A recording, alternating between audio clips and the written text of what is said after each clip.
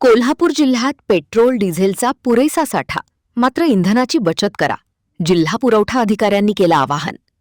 केंद्र सरकारने आवाहन केल्यानंतर ग्राहकांचा पेट्रोल आणि डिझेलचा अतिरिक्त साठा करण्याकडे ओघ वाढला आहे.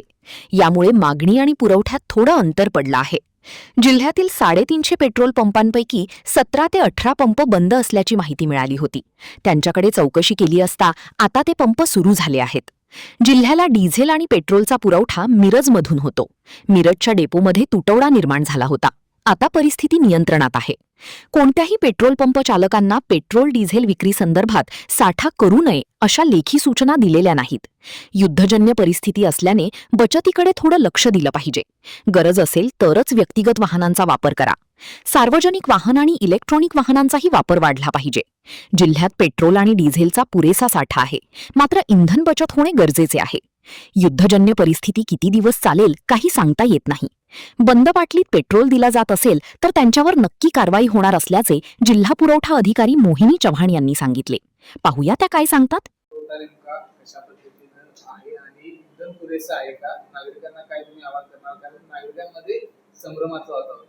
नाही, गेल्या आठवड्यामध्ये मला वाटतं केंद्र सरकारने 2 वेळा डिझेल आणि पेट्रोलची भाववाढ केली. त्याच्यामुळे थोडंसं लोकांच्या मध्ये भविष्यात भाववाढ होईल म्हणून थोडासा ॲडव्हान्समध्ये साठा करण्याची सुद्धा प्रवृत्ती काही लोकांमध्ये दिसते तिथे. त्यामुळे परत एकदा की थोडासा मागणी आणि पुरवठ्यामध्ये थोडासा गॅप झालेला आहे तिथे. पण आपली जेवढी डिमांड आहे त्याच्यामध्ये कोल्हापूर जिल्ह्यासाठी ते आपल्याला 100% मिळते तिथे. काल मी माहिती घेतली, कारण काल मला वाटतं की आपले जवळजवळ 350 पैकी 17 ते 18 पेट्रोल पंप असे होते की ते ड्राय होते. मग काल संबंधित सेल्स ऑफिसरशी पण मी बोलले आणि बऱ्यापैकी मला वाटतं काल संध्याकाळी किंवा सकाळपर्यंत ते जे आहेत पेट्रोल पंप ते परत एकदा सुरू झाले असेल. फक्त आता एक अडचण त्याच्यामध्ये झालेली होती की आपलं जे काही डिझेलचा पुरवठा होतो, डिझेल आणि पेट्रोलचा जो पुरवठा होतो तो मिरजमधून होतो तिथे आणि तिथला बहुतेक काल डिझेलचे तिथे शॉर्टेज होतं. त्याच्यामुळे डिझेलचे जे हे आहेत म्हणजे टँकर जे आहेत ते सोलापूरचं पाकणी म्हणून जे आहेत तर तिथून ते भरून देत होते. त्याच्यामुळे डिस्टन्स वाढले, त्याच्यामुळे तिथं यायला थोडासा उशीर लागतो तिथे. तसे कुठलेही साठ्यामध्ये आपल्याकडे काय अडचण नाही तिथे. फक्त जसं आपण मार्चमध्ये थोडासा पुरवठा आणि ह्याच्यामध्ये जो गॅप पडलेला होता त्याच्यामुळे म्हणजे पॅनिक बाईंगमुळे काही लोकांनी साठा करायला पण सुरुवात केलेली होती. त्यामुळे थोडासा डिमांड अँड सप्लायमध्ये थोडासा फरक आहे. पण मला वाटतं ह्या 2 दिवसामध्ये ही सिच्युएशन पूर्णपणे कंट्रोलमध्ये येईल.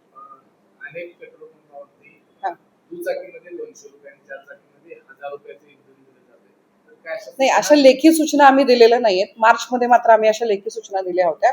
पण थोडक्यात काय की आता थोडंसं बचतीचं सुद्धा आपण हे केलं पाहिजे. युद्धजन्य परिस्थिती आहे त्यामुळे काही गोष्टी आपल्याला टाळता हे येणार नाही तिथे. त्याच्यामुळे माझं परत एकदा जनतेला आव्हान राहील की गरज असेल तरच तुम्ही तुमच्या वाहनांचा वापर करा. शक्यतो सार्वजनिक जी वाहतूक व्यवस्था आहे त्याचा देखील प्राधान्याने वापर करा. इलेक्ट्रिक वाहनांचा जास्तीत जास्त वापर करा, जेणेकरून आपल्याला ह्या युद्धजन्य परिस्थितीमध्ये आपल्याला पेट्रोल आणि डिझेल जे आहे त्यांचा आपल्याला वापर कमीत कमी करता येईल तिथे. ऍक्च्युली साठ्यामध्ये कुठेही अडचण नाही तिथे. आपल्याकडे आता केंद्र शासनाने वेळोवेळी त्याच्यामध्ये हे दिलेलं आहे की आपल्याकडे पुरेसा पेट्रोल आणि डिझेलचा साठा उपलब्ध आहे. परंतु हे युद्ध किती दिवस चालेल हे काही सांगता येत नाहीये. त्याच्यामुळे शेवटी सप्लाय चेन मॅनेजमेंट ही डिस्टर्ब झालेली हे सगळ्यांना माहिती आहे तिथे.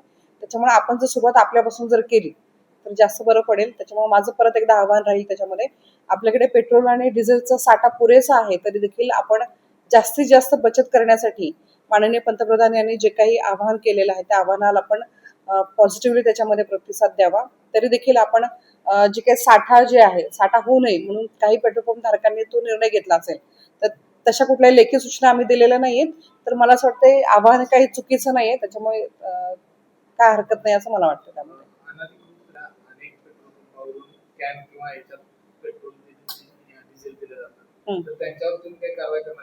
100%. कारण यापूर्वीच माननीय जिल्हाधिकारी जेव्हा एडगे साहेब होते त्यावेळेस आपण कंट्रोल ऑर्डर खालीच आपण एक ही काढली होती की कुठल्या प्रकारे आणि एक्सप्लोजिव्ह ऍक्ट खाली आपण ती ऑर्डर काढली होती की कुठल्या प्रकारे कॅनमध्ये किंवा बाटलीमध्ये पेट्रोल पंप देऊ नये आणि अशा ठिकाणी पेट्रोल पंपावर कुठल्या प्रकारे जात म्हणजे बाटली किंवा कॅनमधून जाणार नाही याची जबाबदारी पूर्णपणे आम्ही सेल्स ऑफिसरवर टाकलेली होती तिथे. असं जर कुठे आढळलं तर माझा मीडियाला देखील आव्हान आहे की तसे व्हिडिओज पेट्रोल पंपाच्या नावानिशी जर आम्हाला दिले तर आम्ही त्या संबंधित पेट्रोल पंप धारकावर देखील कारवाई करू.